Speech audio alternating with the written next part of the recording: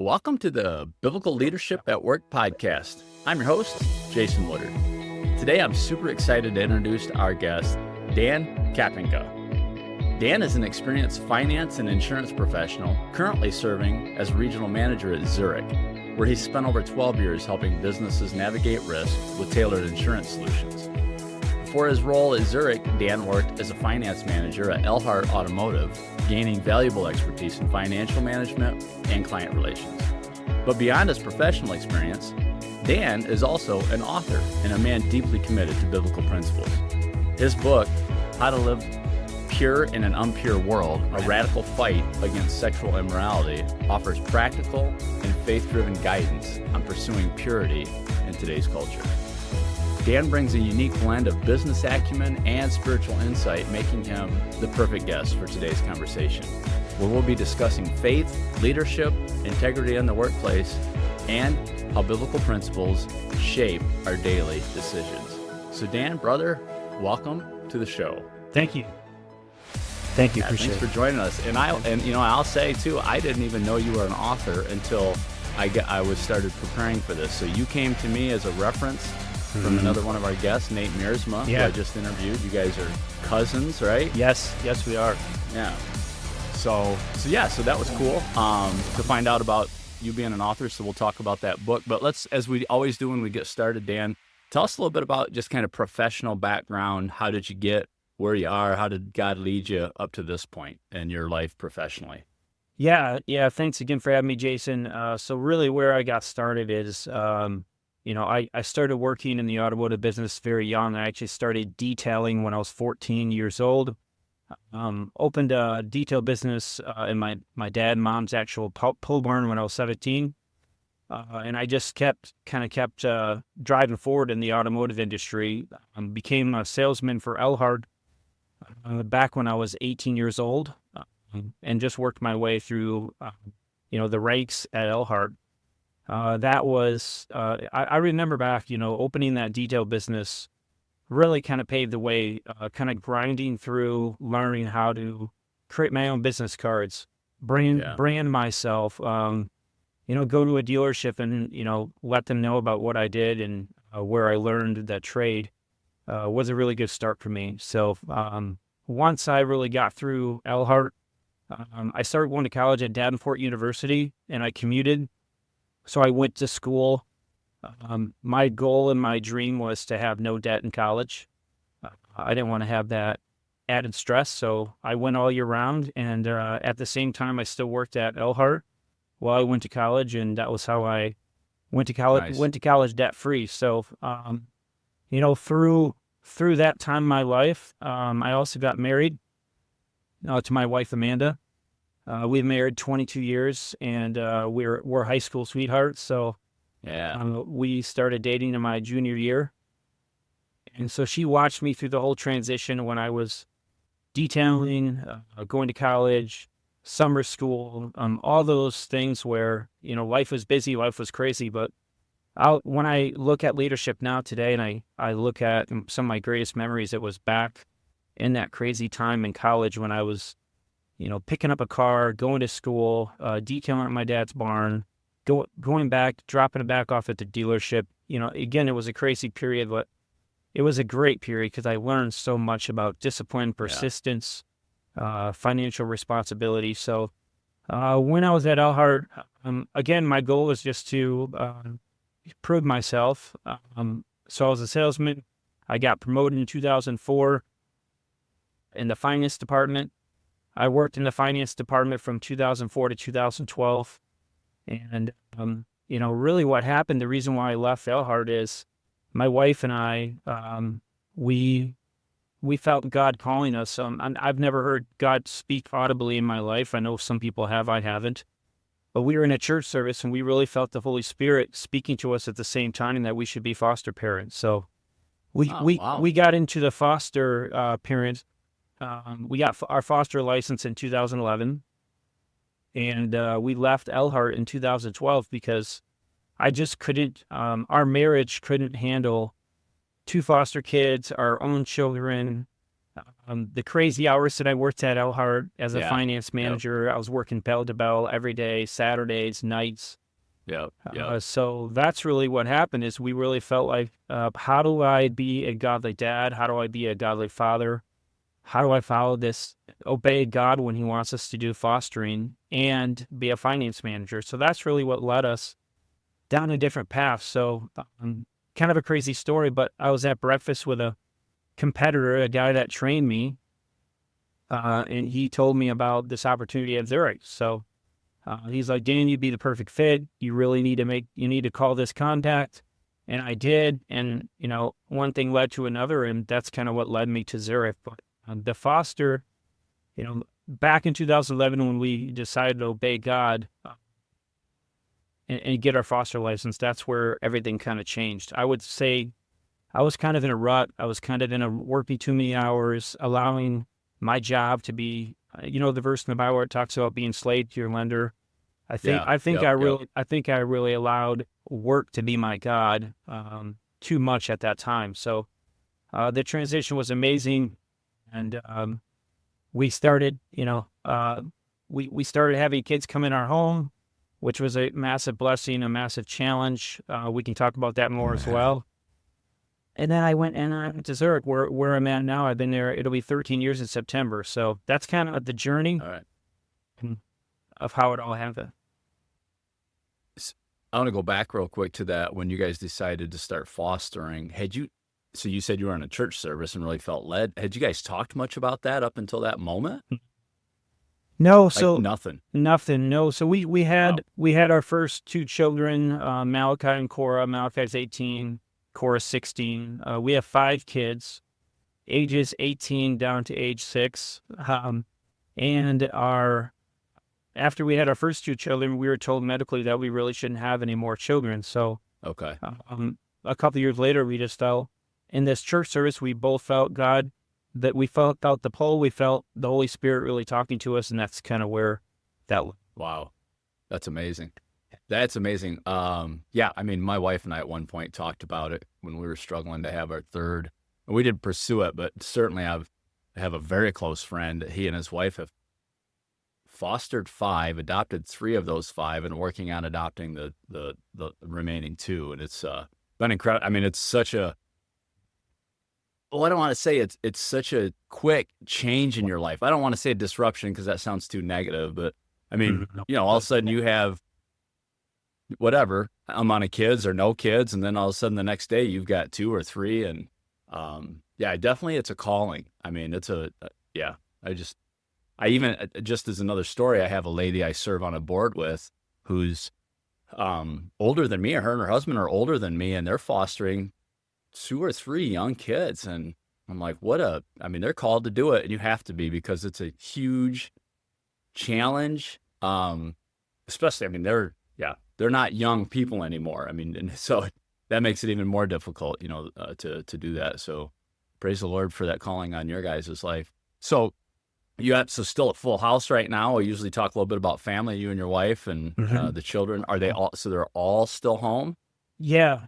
So Malachi is going to be going to college in August to Campbellsville University in Kentucky to wrestle. Okay. And then we have, Malachi is our oldest, Cora is 16, then Triana is 11. Those 3 are our biological children. And then Dolly and Damien, we adopted them in 2021. So through foster. So we fostered both of them, and just an amazing journey, a tough journey. Wow. Yeah. So that's kind of how that went. So one of the things I always do at the end, Dan, is make sure that people know how to connect with you. So I would just say, who knows? I'm sure there's people who've thought about or praying about fostering, adopting. So you could offer some words of wisdom, I'm sure, in that, you and your wife. So we'll make sure. Yeah, we definitely could. Yeah, it's really cool. My brother, so we got our license in 2011.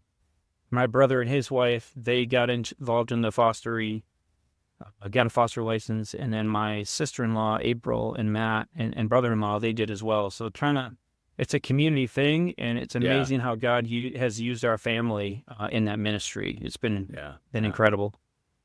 Yeah, praise the Lord for what he's doing there. Hey, Yeah. Dan, let's talk about your faith a little bit. How did you come to know the Lord? Was you raised in a Christian home, or was it something later in life? What's that look like?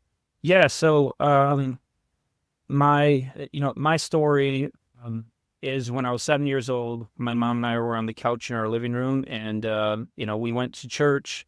My mom and dad raised us in a Christian home. We went to Central Wesleyan in Holland, Michigan, and at 7 years old, she did the prayer with me on the couch. She explained what it was. She explained the why. I understood what I was doing. I don't know that I completely gathered it, but I knew exactly what we were doing. And so that's when I accepted Jesus. When I was a sophomore in high school, you might have heard of Dan Seaborn, but Dan Seaborn was at our church for a Super Bowl halftime service when I was a sophomore in high school, and he asked about recommitting your life to Christ, and he talked about not being a lukewarm Christian, and what does it mean to really fully love Jesus? What does it mean to fully follow Jesus? So I feel like before that time, I was kind of checking the box. I was kind of just, doing the motions, not really living for Jesus. And so that's when it really changed. That's when I really made the full charge towards, walking each day towards Jesus. Yeah. So what are your, Dan, now? So you're super busy dad, obviously, husband, manager, mentor. I know you're a mentor to men. Yes. What are your spiritual disciplines, Dan? What do you do to continue to grow in sanctification with the Lord and stay sharp spiritually?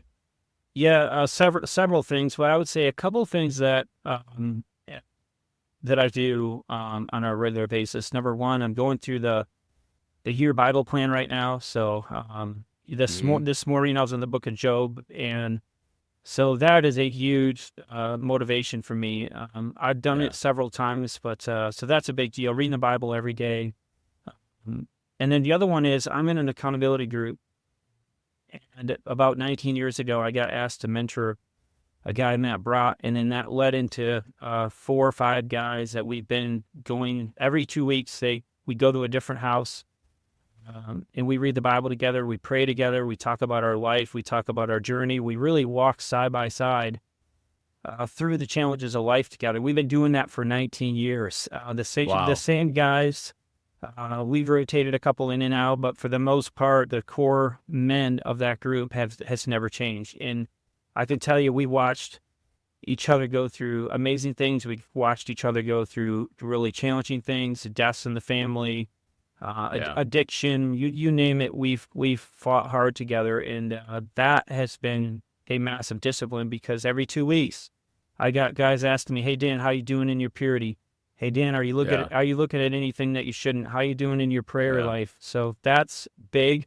And then the last thing would be my cousin Nate and I, about 4 years ago, decided to hold each other accountable every week. So every Monday morning at 8:30, we talked about our walk. We talked about our prayer life, and we talked about what we're doing every day. So those are things that have really transformed my discipline to be more like Jesus. So I would say those are the 3 things that I'd really, I'd share. Yeah. Dan, tell me a little bit more about the group that you've met with so long. Like, how many guys are in that roughly? So right now we have 5 of us. Okay. We've had 4 to 5 of us the entire 19 years.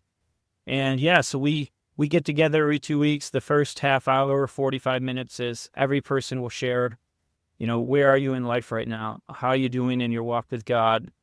Is there any challenge? Is there anything that we need to hold you accountable for? So that's really the first 45 minutes to an hour. And then from there, we read the Bible together. We talk about, right now we're going through a study called Practicing the Way by John Mark Comer, where we're talking about how do we grow closer to God through that study. And that changes every year. Sometimes we'll go through the book of Proverbs. Sometimes we'll go through a different psalm. We'll go through the book of Romans. So it changes each and every season, but that's kind of what we do. And again, the same core group has never changed. Yeah.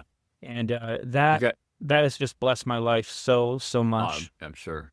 Yeah, it's incredible you've been together that long. I don't remember who it was. There was someone else I had on my podcast, and they similar long running group, and they do a remote because they don't live near each other. Do you guys go to the same church or different churches? Different churches. Three of us go to the same church, and then the other two go to different churches. But yeah, we're from the same community. We three of us graduated from the same school. Actually, four of us graduated from the same school, and the other one did not. But yeah, it's been a big blessing to my life. Yeah, so that's amazing. Yeah, good for you. Hey, let's talk a little bit about leadership, Dan. As a leader, like, what are the things that you go back to, the foundations of your leadership style? What are the, kind of key principles that you always go back to? Yeah, I would say the number one would be empowering others. When I was a new manager, I remember the first 3 months as a new manager. I remember talking to my mentor about this, but I felt like I was trying to be Superman. I was trying to just run everywhere, anywhere, and just, conquer the world, conquer my job, conquer whatever problem there was. I had the solution. I could be anywhere, everywhere. I could answer the phone at any time of the day. And I just remember feeling so exhausted and feeling so like I wasn't accomplishing anything. I was just trying to be the fixer. So I always go back to empowering others, number one, where I want to be able to delegate the right things. I want to be able to delegate the right approaches. And then number two is, I think, the right form of communication and accountability. For me, transparency and communication is everything. If my team, if the people group I'm leading doesn't know the why, doesn't know the what, really, how are we going to be successful? So for us, that transparency has been really, really big. But I think allowing them to, like I said, how I failed at trying to conquer everything, I think where I really grew and where I've really learned is that when I can allow to trust them to do it, but to support them, encourage them, and to challenge them, that's where we've really grown so much. Yeah. And I'll talk about this a little later, but I went through a book series with a team that I lead called Extreme Ownership by Jocko Willink. Yeah, I know that one. Yeah, great book, and Jocko's just incredible. And we've watched a lot of YouTube videos with him.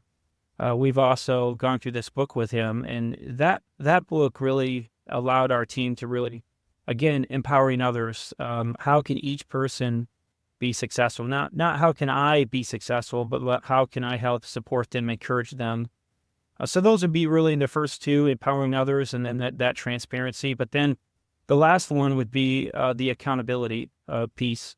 In my career, I think that's the area that I've watched so many managers and so many leaders, where it's like, okay, if I'm going to hold someone accountable, I'm going to yell at them, I'm going to degrade them, I'm going to micromanage them. And so I think the approach I'm trying to take is, how do I love them with accountability? I don't need to yell at them. I don't need to micromanage them, but I can ask a really good question and hold them accountable, right? I can have a loving question, a loving approach, a loving tone, and still hold them accountable. And I think that's where my mentor and I have really talked a lot about that topic, a lot about that approach. And I think that's where, not that I've mastered it at all, Jason, but I think I've really grown. I've really have an ability now with my team to, if I ask a question the right way, it's amazing the response I'll get. And it's amazing how they want to run through a wall for me. I want to run through a wall for them. And, I really learned that from my dad. I really learned from watching him bleed. And so that's what I would say is my core principles right there. Those are really, really good. I want to dig in a little bit more on the empowerment side. I agree with it. One thing I think that leaders, I think it's very common for new leaders to struggle with that, and maybe even some seasoned leaders. And I think the first thing that pops into our head is, I can't trust this person to do this. They're going to fail. We're going to fail. And I struggle with that. I've struggled with it. Talk a little bit about how have you personally, as a manager, balanced, like, I'm gonna give this person empowerment. I'm gonna give them enough rope. But at the end of the day, I know as the team leader, the group leader, I'm responsible for the outcome.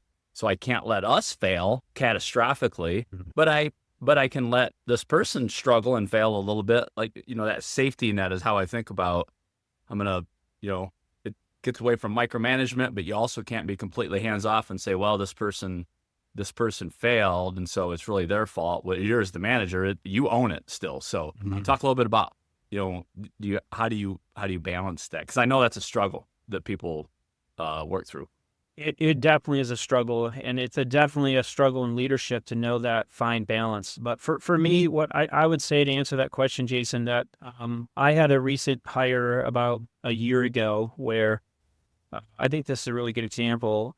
And I could just see that this person that I hired was really overwhelmed. I had given them a lot of, teaching and coaching and training. Hey, this is how you do it. This is what you're going to do.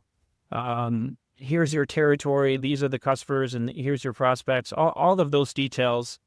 And then I kind of gave some space and said, okay, I'm going to let them breathe. I'm going to let them do their job. I'm going to let them really start to learn. And I think one big part of it is failure is part of success, right? You have to fail. That's right. You have to fail if you're going to succeed. So I allowed him a lot of space. And I remember I had to go to Toledo for an event, and I could just tell that when I was on the phone with him that he was just at his breaking point. And I needed to jump in the boat with him and help him, or for that analogy. So I drove down to Toledo. I gave him a call and said, hey, let's go ahead. Let's meet for breakfast tomorrow morning. And he's like, all right, that sounds good. And we sat for like 3 hours, and I just supported him. I listened to him. I didn't fix anything for him, but I was just there to listen, to hear him out. He talked about how overwhelmed he was. He talked about how he didn't realize, how much some of these tasks would be. And I just listened. So I think, the balance is, you don't want to step in. The mistake I made this first year of a leadership was I would have went and fixed it for him, right? I would have just done the task for him. And I think that's the error leaders make, is even when they're overwhelmed, even when they're at their breaking point, going in and just doing it for him is actually making it worse, not better. And I think that's where when I met with him in Toledo, when we met for breakfast, he actually brought this up the other day to me. He's like, hey, remember when we were in Toledo at breakfast? I'm like, yeah, I do. He said, man, that was so awesome. It was so great that we just sat there and we just talked. And he cared so much that I drove and I met with him and I listened to him and I cared for him. And that's hopefully that's what you get out of it is, that the balance is that you're there and you support, but you don't fix every time.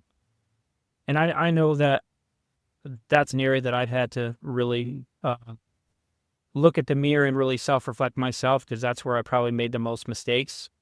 And that's where I've really grown. Yeah. Jumping in too early. Yeah. Jumping in too early and taking over. I think that support is huge, letting people know that you understand and you're supporting them. And I've told my team, especially when you have someone new, as your example, you're not really, everybody ramps up at a different speed. And so I've tried to, give new people plenty to do. I don't want them to be bored, but also say, hey, if you get overwhelmed, let me know.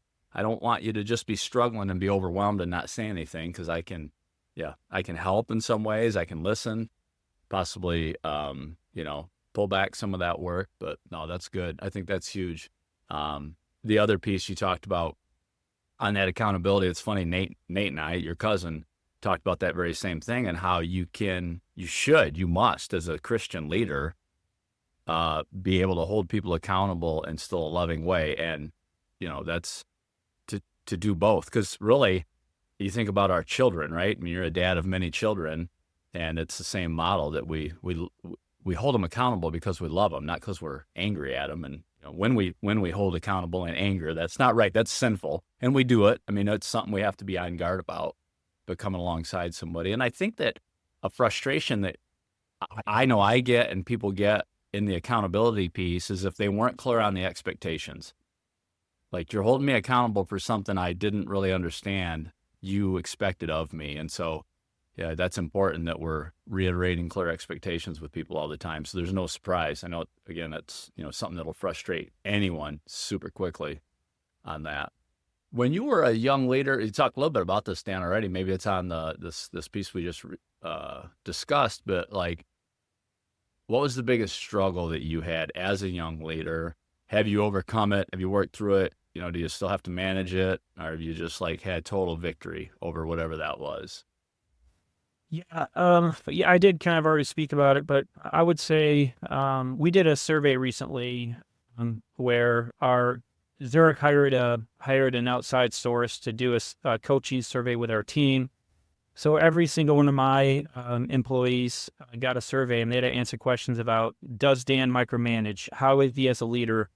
I mean, a lot of really, really tough questions. I remember when we got the results back, I was with all the leaders at the same time when we got the results. I was watching body language. I was watching the way people reacted. And when I looked at those results and I saw scores of, one of my worst scores that I received as a leader was micromanagement. I got some really high scores, but I got some low scores in micromanagement. And then at the very bottom, there's comments about why they chose those answers. And when I read the comments, I had to really prepare myself and go, okay, God, how am I going to handle this negativity? Am I going to let it bring me down? Am I going to let it bring me up? Am I going to respond well? And I remember when I read the comments, one of them was that exact thing I talked about. I was trying to be Superman. I was trying to conquer the whole world. And one of the comments was, one of my employees said, Dan, you're trying to do too much. You're trying to fix too much, do too much. And I just remember reading that and having to kind of take a couple deep breaths and go, okay, how am I going to respond to this, right? What am I going to do? And that's where I really drew, right? I talked about failure being part of success, and I've made many mistakes as a leader, and that's one of the greatest mistakes I've made is trying to conquer too much. So that survey was so powerful because I think some of the leaders in that room responded differently. Some of them reacted differently. And the way I responded was I did individual calls with each one of my teammates, and I shared my results. I said, hey, I want to talk about the results that I received on this survey. So I shared them, and then I shared with them my plan going forward. What am I going to do about it? How am I going to respond? So that's really what I did. And I would say one other area I would like to touch on with it is, it's not just, the weakness, I'm trying to conquer too much, I'm trying to do too much, but it's also on a daily basis. I think my team's going to want to run through a wall for me if I have humility. And I really didn't talk in leadership principles that much about humility, but I think humility can be lost in leadership because it's like, oh, he's too nice, he's too kind. He needs to be more direct. And I was told in every interview when I tried to get into management back early in my career, you're too nice, Dan. You're too nice. You're gonna get eaten up in the management world. You're gonna get eaten up in the leadership world. And it's actually done the opposite. I've grown, and I've gotten more awards and more accolades because of my humility, not the opposite. And I think having a humble approach doesn't mean you're gonna lose. Having a humble approach, you can also hold people accountable. You can also encourage. You can also care, but you can also challenge. And so I think that was a weakness, but it also was a strength. Yeah. It always reminds me of a book that I read last year, I think. It's called Radical Candor. And it just talks about, it's really speaking the truth in love. This is not a book written by a professing Christian. It's not, there's no scripture. And I would tell you it's based on a biblical truth, and that is speaking the truth in love. A really good book that talks about these things, that honesty, that radical candor of we're going to be honest, but not in a demeaning or negative way with people. So they know where they stand, and it's the right it's the right thing to do. In fact, and I've had this conversation with myself, and I've had it with other leaders, that when you're not, your excuse sometimes is, well, I don't want to hurt their feelings, or I don't want to. Well, what it really is you don't want to have that difficult conversation. It's a pride issue. You don't want it. It's you. You don't want to have the difficult conversation. It's the right thing to do. You can't excuse yourself out of it. Dan, so you're working in a secular environment like I do, but you're a strong believer. Like, what are some things that you do in your work to honor Christ through your work? practically? How do you try to do that? Yeah, I would say number one is I try to make God a part of everything I do, every conversation, every meeting. It was crazy. We have secular meetings that we do all the time, and we were at a meeting recently where another leader came up to me and said, "Hey Dan, would you lead us in prayer before our dinner?" We were at a restaurant, we were at a public event. And I said, "Yeah, I'd love to." And I was a little surprised by the ask. I was like, Yeah. "Wow." But it was really cool. And I've been asked to do that multiple times at multiple different events and venues. And so I think the reason I was asked is because I don't hide my faith at work, right? I don't try to go to work. I don't try to be on a call. I think sometimes as Christians, we can try to be following Jesus on Sunday and worshiping, and our hands are in the air and we're very vocal about it. But then when we're at work, it's like that's a different life, right? And I don't try to be over vocal or try to shout my faith, but I try to live it out by the example I set with everything I do. So if someone asks me about my family or my weekend, I'm talking about my faith. I'm talking about That's right. That's my life. So I would say that's the first part. And then the other one is like the integrity piece, Jason. I mean, I think, don't think that integrity speaks volumes about our faith. I mean, I think that the decisions that I make, the gray area in leadership of, hey, do I do this or do I say yes to this? And I know it's in the gray area. I know it could be right. It could be wrong. I could justify it. I think that speaks volumes about our faith as well. I'm fortunate at Zurich to be part of they have a faith-based platform called Good News. So every week on Wednesday morning, I'm on a Bible study with about 12 other people at work, which is just incredible and amazing. And then they have a platform where there's Bible verses, there's worship service, there's all kinds of things that are posted on a daily basis. So I'm really blessed that at work, I'm worshiping God at work because I'm a part of a platform that work has put on and sponsored. So I'm very grateful for that. And I'm very grateful that Zurich allows me to express my faith through Good News and express my faith through, I got asked to share my testimony through Good News about a year and a half ago. And so I was on a road trip up in Traverse City, and I was actually sharing my testimony on my phone in my car, because that's all I could access at technology at the time. And whoever else was on that call from Zurich with Good News heard my testimony and talked about my struggle with lust when I was a teenager and my book and all that stuff. Yeah. So those are the ways that I really try to connect with people at work. And just by, being really true to myself with my faith. And like I said, living it out every day, not just over the weekend. I think that is really key. Yeah, I really appreciate what you said about it just comes out because it's who you are. And, like you said, with someone, the very common conversation on Monday is, hey, how was your weekend? Or on Friday, what's your plans for the weekend? And I also would share that, it's just going to come out because it's such a part of your life, your faith and your church relationships and activities that you're doing. Hey, Monday night, I go to men's group. So yeah, that's just going to come out. Well, I'm going to hang out with some guys from my church tonight. And I think for me, I wonder if you would say the same thing is, once that people know who you are as a whole person, they know that Dan, or they know that Jason, they're active in their faith, they're Christians. Okay. That's been established. And then now I feel a higher level of accountability to myself and the Lord for when I do things at work that aren't Christ-like. And I just am convicted of that because I'm like, okay, these people know that I'm a professing Christian, all of them, because, I've been there, and just like you said, it just comes out. I'm not because I'm proselytizing and out trying to convert people, although if that conversation comes up, we'll have it. But then the additional, I say, conviction for me of, man, I acted like in a sinful way, essentially at work because of what I said or what I did.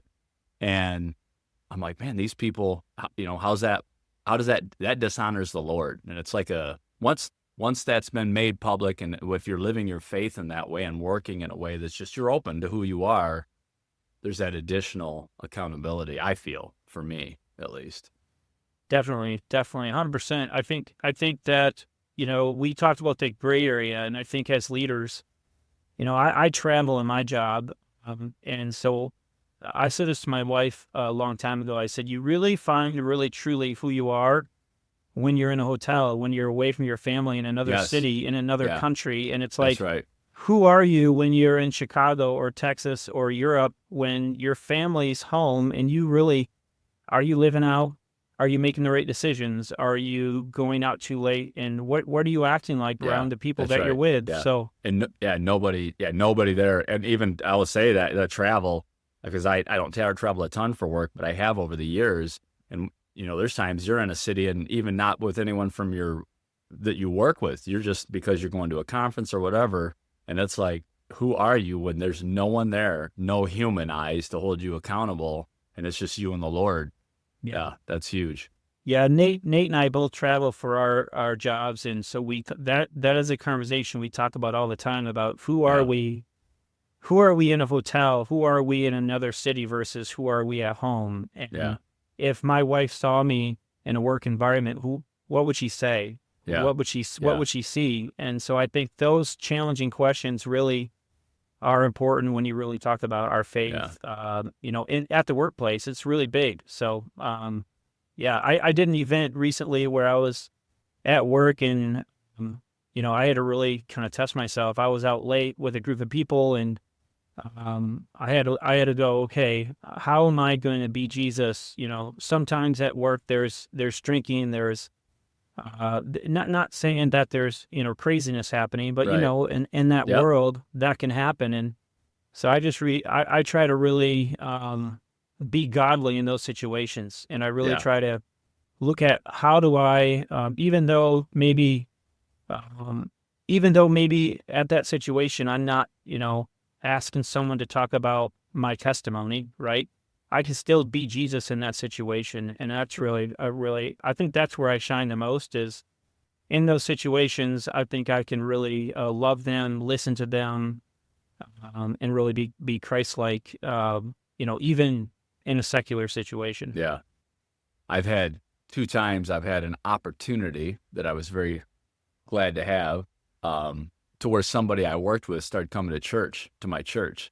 And I'm like, man, this person's seeing me in all the areas, and it really makes you think, am I being, is there integrity? Is there true integrity there? Because now this person, and again, these two men have also been at my house. We're friends. Now we don't work together now, but we have off and on a couple times. So they see me at church, they see me at work, they see me in my home.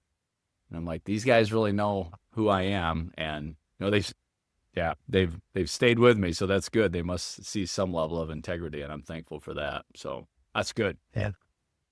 Hey, Dan, I'll talk a little bit about leadership. Like, how do you stay sharp there? Who do you read? Who do you follow? Is there podcasts? I always like to, find out about new resources that other godly leaders are using to keep themselves sharp in that area. So who do you got for us? Yeah, I mentioned earlier Jocko Willink in Extreme Ownership. I would encourage having a book study with your team. I've done it a couple times now, and I think it can be ineffective. But I think if you look at your approach and do it, if you really look at how are you going to approach this, it can be very, very effective. So we did, as I mentioned, the Extreme Ownership, and we read 1 chapter a week. Not a really large book, but it's a very powerful book. And then we review each chapter every week with our team and talk about different areas that we thought it could relate to our team and relate to the progress of the culture. Where does this book relate to the culture of our team? So that one was really, really, really important. And then Servant Leader, I think that's another one. If I look at podcasts, Craig Rochelle has a leadership podcast. Yeah. And I would say out of all the podcasts I listen to, it's like every single sentence I want to stop, pause, and write down. I want to write down every word that he says because it's just so good. It's like Craig, I think Craig really understands with all of his ministry and what he's done in his career and how much he's grown Life Church. It's like he really understands working with people, the highs, the lows, the challenges. So I would say those would be the biggest ones. And then Nate told me about, on a Christian biblical side, he told me about John Mark Comer, Practicing the Way. Have you heard of that one, Practicing the Way? Well, just from Nate, I hadn't before. Okay, yeah, so Practicing the Way, about being a disciple of Jesus. I think that one is probably the most powerful thing I've gone through recently. I'm not all the way through it right now, but it's really about how do you be a disciple of Jesus? How do you be more like Jesus each and every day, not just as a leader, but in all aspects of your life. So Nate already went through it. I'm in the middle of it right now. We're actually going through it with my core accountability group. And it's talking about solitude. It's talking about your prayer life. It's talking about, all the different things that we should be thinking of on a weekly, monthly basis to be a disciple of Jesus. So that's been really, really good. I've really enjoyed. That's a book that you're going through, like a workbook? Yeah, it's a workbook. They have practicingtheway.org. They have all kinds of, there's a spiritual survey a spiritual aptitude test where they'll ask you a series of like 50 questions of where are you on your spiritual journey? And then each week they talk about a different way to be a disciple of Jesus. So Practicing the Way has been, okay. I think John Mark did a really good job of kind of breaking it down to the basics of, believing in Jesus. So that's been really, really powerful as well. So those would be the things that for sharpening my faith. So let's talk a little bit about, we've hit on your book a couple times, but I do want to give you a chance. I would like to understand what drove you to write a book at all, and on that topic, and like what's that experience been like, and a little bit about the book as well. So tell us about that. Yeah, so I struggled with, in fifth grade was the first time that I was exposed to porn. And so I struggled on and off through my teenage years. When I was a sophomore in high school, I'll never ever forget this. But my sophomore in high school, I got home from school and I was looking at porn at my house as a 16-year-old kid, and my brother went into the house. He got home from school as well, and he went on the history in the computer, and he saw what I was looking at, and he challenged me and said, Dan, what are you doing? What are you looking at? And I kind of just got really quiet. And my dad was a lieutenant with the road division, police officer, and I see the police car pull into our driveway. My dad got home from work. So I see my dad walk in his uniform, and my brother's like, Dad, we need to talk. Dan was, made a big mistake. So we went into our living room. My dad's like, what did you, I broke down. And my dad was like, what did you do? What did you look at? So that was kind of my first stopping point to going, oh my gosh, what am I doing? What is this? How is this disrupting my life? So I'm so thankful that my brother caught me, and I'm so thankful that my dad pulled in when he did. It's amazing how God works, and it's amazing how God moves. And so that was the starting point of my journey to, I didn't start writing the book obviously then, but fast forward to getting married.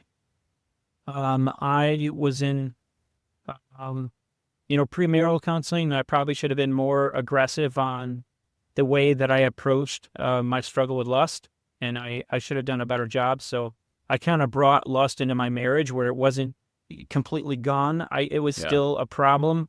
It wasn't an everyday problem, but it was a problem that it didn't go away. I didn't deal with it the right way. So when I got married, my friend and I were lifting weights. He was my best friend, Scott, and he said, Dan, you don't seem like yourself. You seem like you just been struggling lately. You just seem like you have a lot on your mind. And I kind of opened up to him and just said, man, I've dealt with lust since fifth grade. I've kind of been, I'm struggling with it. I'm not struggling with it.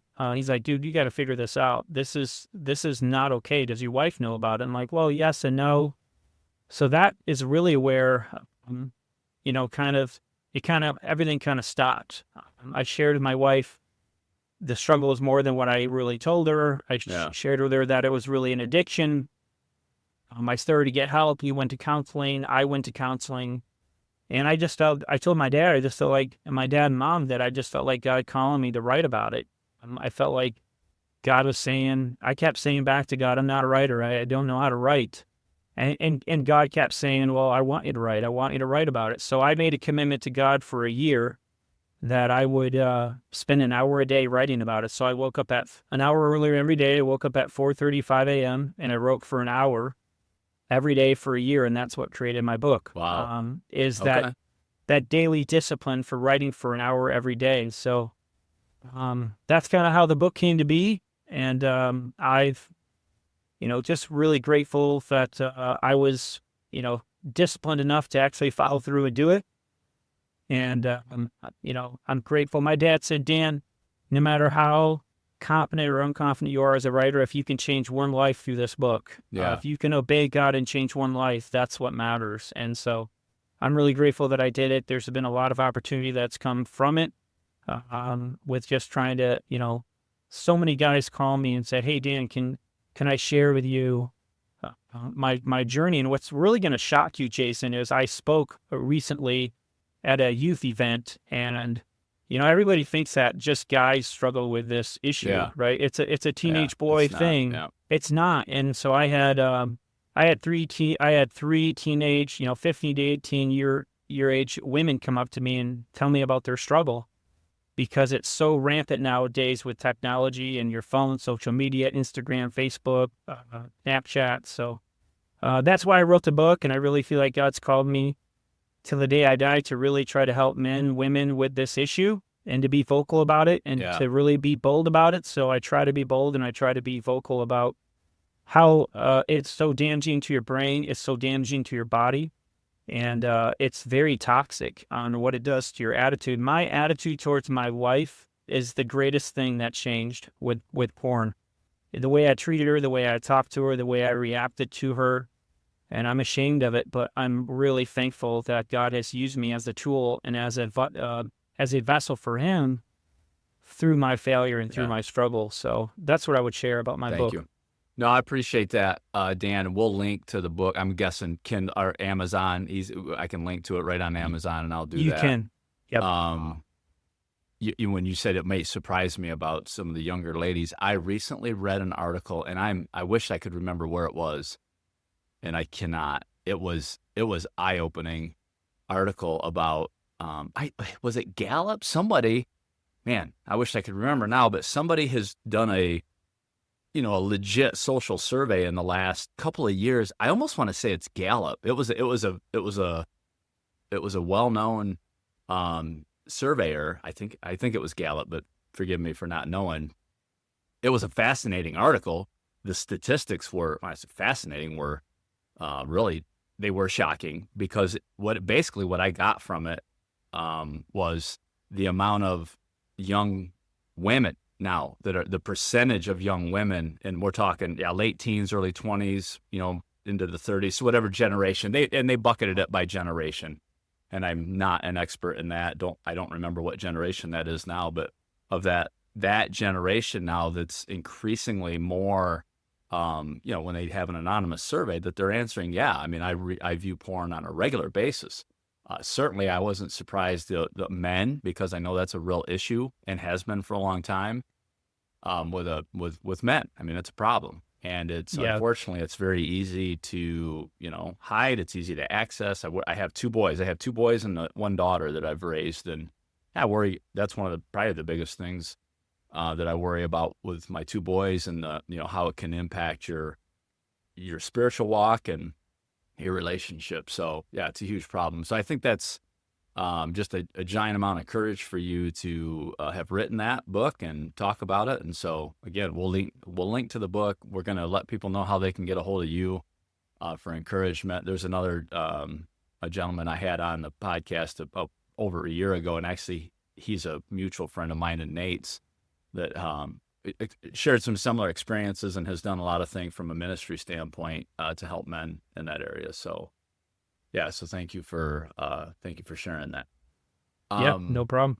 But it's becoming a bigger problem, I guess is what I'll say. And I'm hopeful and prayerful that even you can't legislate this out, but it is. I was just listening yesterday to a news podcast, a Christian news source I listened to, and it was a commentator, and he was discussing how we put so many age restrictions, identification restrictions on so much. Like you can't go buy alcohol, right? You can't go buy cigarettes and all these things that are good that we legislate. And yet anyone with any mobile device at any age can go access very, very deadly poison. I mean, it is. Yeah. And it's just as a society, I pray that we'll at least begin to, I'd love to see it be illegal, honestly. I mean, I'd love to see it just be already legal if people really understood the social impact, the negative social impact it's having on people. But at least to push back a little. Yeah, one of the chapters that I write about in there, Jason, is, sorry, I didn't mean to interrupt you. No, go for it. One of the chapters I write about is radical awareness, and you just hit on it. But I have a sophomore, I have a senior, I have kind of all ages down to 6, and I remember my son Malachi when he was like 10 years old. I was already talking to him about it because I don't know if you knew this, but the average age of struggle is already 3rd grade. 3rd grade, they're already getting exposed. That's because crazy. You just said it. Like they're on their mom and dad's phone, and they can access YouTube. They can access all these inappropriate videos, all these inappropriate shows. So I just think the earlier, and I talk about it in my book, but I think the earlier that we can talk about it with our kids, the earlier that we can expose it. Sometimes parents look at, I want to hide them from it, and I think that I encourage to do the opposite. I encourage to expose it, to talk about it. My daughter Kriana in 5th grade is actually at a purity week with my wife right now. She's there. My wife and I are doing a mother-daughter purity weekend where they're actually talking with a group of people at Maranatha in Muskegon all about purity and all about all that topic. And my daughter's in 5th grade, and she's already at an event for that that exact thing. So I think it's just really cool that we're talking about it now because it's not a Holland, Michigan issue. It's a worldwide it's a worldwide problem. Yeah, it is. Absolutely. Last question, so to say, before we talk about how people can reach out to you and stuff. But Dan, let's say, and maybe you've had this happen, someone comes to you, young individual contributor, and they're like, hey, I got my first opportunity to go be a supervisor, team leader, manager, whatever. I'd like to sit down with you, Dan, and get some advice from a seasoned leader. What advice in general would you have for someone moving for the first time into a leadership role? What I would say is, and I wish I would have said this earlier when you asked me about authors, but there's a book called The Outward Mindset by the Arbinger Institute. It is, I'll give you the information on it, but it is the best. I would say it's the best book that I've ever read on, whether you're a seasoned leader, a new leader. And The Outward Mindset shares a story in that book about the owner of Madison Square Garden and how this owner once a week would go and every week, even though he was the owner and he was a wealthy individual, once a week he would go and do ticket sales. Once a week he would go and help people find their seat, right? He'd put an apron on and serve popcorn, and people would have no idea that he was the owner, no idea that he was a multi-billionaire, but yet at the same time, he would put that apron on and serve popcorn. And I think that outward mindset I would share with that, person that wanted to be a leader, that person that wanted to go into that field, never get too smart, right? Never get to a point where you're unable to do those other roles and serve and help and support. So I think the outward mindset, we did a study on it with our team last year where we did different exercises for that book, but I think it's really challenged me as a leader. Not that I can be Superman and do too much, but how can I make sure that I can relate to everybody on every level? It doesn't matter what your job title is. Doesn't matter if you're the owner, if you're the executive vice president. We need to be able to relate to the person serving popcorn just as much as we do to the person that is, the executive vice president or executive president. So that book has really spoke to me about the humility of that owner And I've even seen some stories in the outward mindset of different owners that will put their offices, they'll put their offices in different places of the building just so they can relate better to their team versus where it's a level base. So I would say that book would be something that I would share with them. And then some other principles that I would share is just back to the basics, right? As a leader, I think one of the worst things that we do as leaders is we enable mediocrity. We allow failure, right? We're like, okay, well, maybe I shouldn't say something because I don't want to hurt, I don't want to upset them. I don't want them to get mad. I don't want them to pull away. I don't want them to go in the opposite direction. And I think you said it earlier about crucial conversations.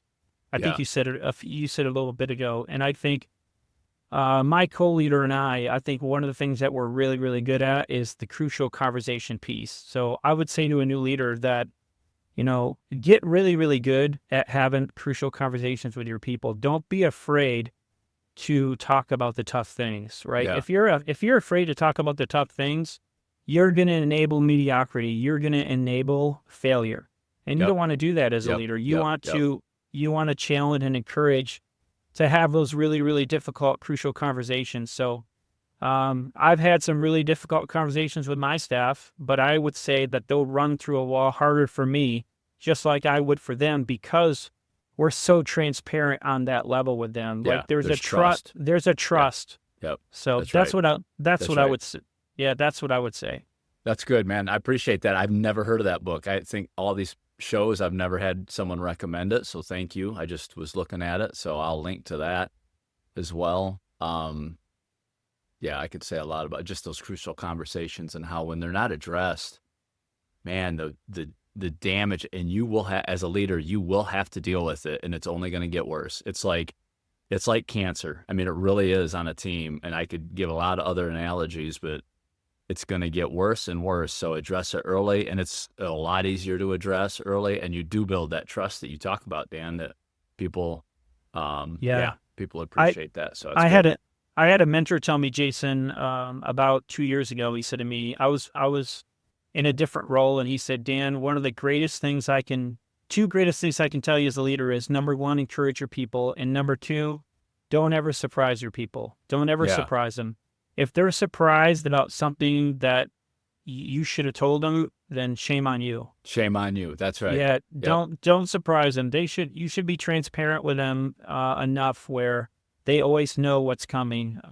So I think those two things that my mentor told me are just so powerful, and encourage and don't surprise.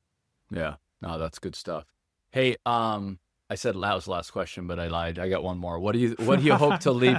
What's the legacy you hope to leave, Dan, with your workplace? You're a young guy, you got a lot of years ahead of you, but when you think about that, or even if someday the Lord calls you away from Zurich, what do you hope people remember about working with Dan?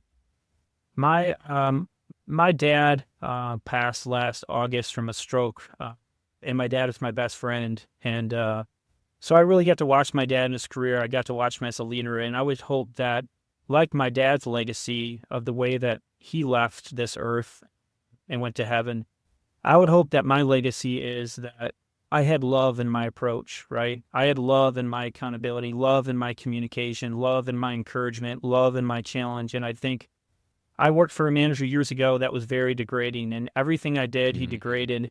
Yeah. And every time that he challenged someone, he degraded them. So I hope that I can have a legacy where people look at me that I challenged you, but I did it in a loving and a godly way. And I say this all the time. I even say this in secular settings, but if you have God in your approach, you can do anything, you can say anything.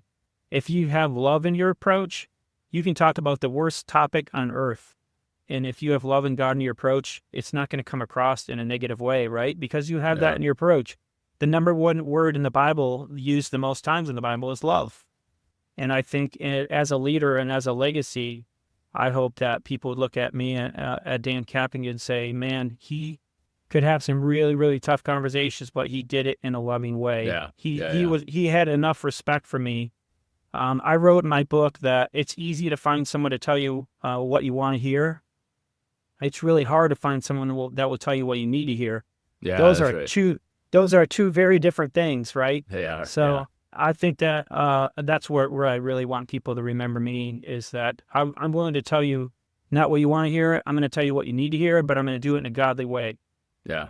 Yeah. Praise the Lord for that. That's good. That's good.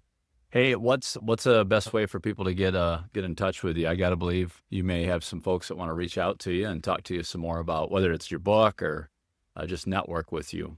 Yeah. So